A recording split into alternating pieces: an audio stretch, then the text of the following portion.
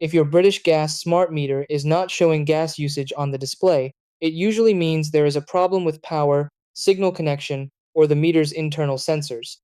Smart meters rely on digital communication to send gas readings to the in-home display and to your energy provider.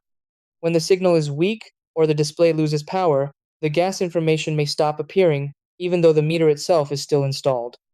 In many situations, the issue can be fixed with simple checks such as restoring power, resetting the display, or improving the signal connection. Performing a few quick troubleshooting steps can often bring the display back to normal without needing a technician. Step 1. Press the display button to confirm the meter has power and the screen lights up. Step 2. Replace the meter's 3.6V lithium battery if the display is not responding.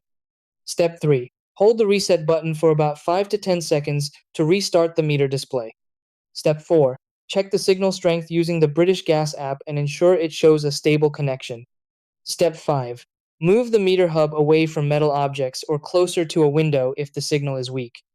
Step 6. Contact British Gas support if the display still does not show gas readings.